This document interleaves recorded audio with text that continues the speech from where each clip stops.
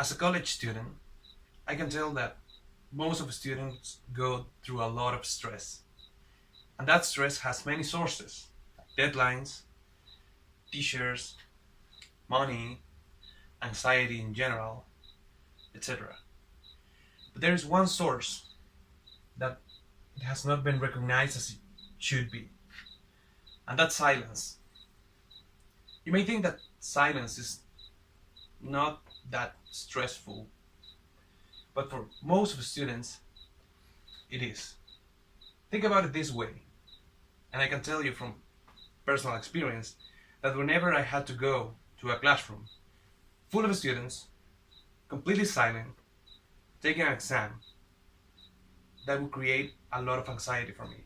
And not only that, because it was in that specific moment in my life, or in those specific moments, that my stomach would decide to sing the song of its people, which is very awkward, it's very embarrassing, and of course it would affect my performance during the exam. But that's not all, because I had to focus not to make physical noises, but I also had to focus on the exam. And also, if you think about a class, a lesson, in which you need to listen to the teacher's voice, only that, for an hour and a half, and sometimes more, you will get distracted. You will lose concentration, trust me. And one thing that we can do to avoid that is to use music. And that's what I'm going to talk about today.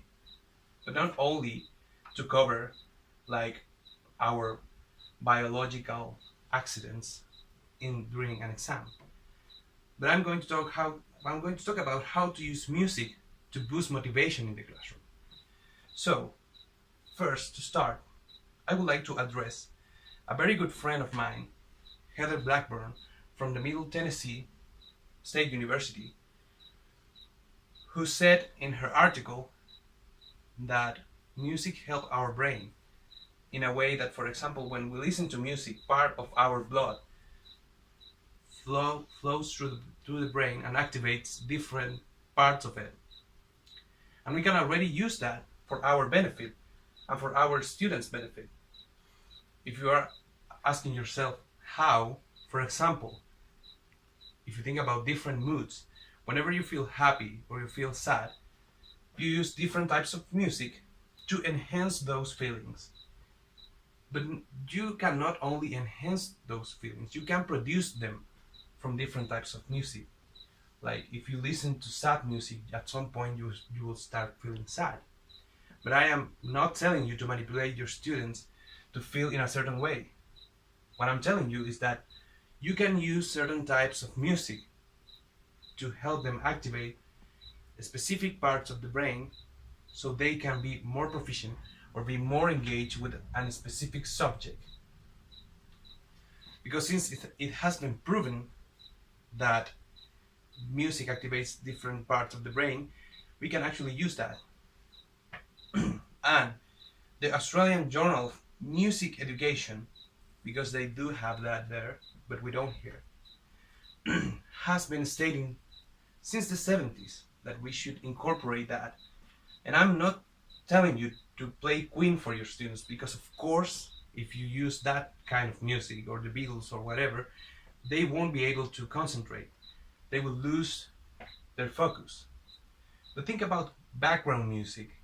You can even look for it on YouTube. If you use different background music for different lessons within the same subject, you can start by engaging your students. You can get them to participate, etc. And I am not telling you to play a song before you start your lesson. You need to keep your lesson going while you use that background music. So in that sense, you need to use silence. You need to fill that blank space of opportunity for your benefit and for your students' benefit, so we don't have more anxious students during an exam, so we don't have more bored students during a lecture. because that's a tool that we have been ignoring and is a solution for a problem that we have been ignoring as well.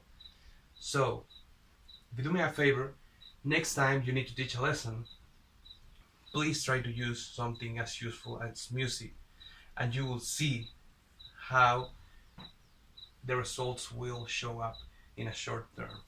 And if you think of an exam, you can help your students not to perform better, but to perform as good as they can, not being distracted by something else. Thank you very much. Thank you.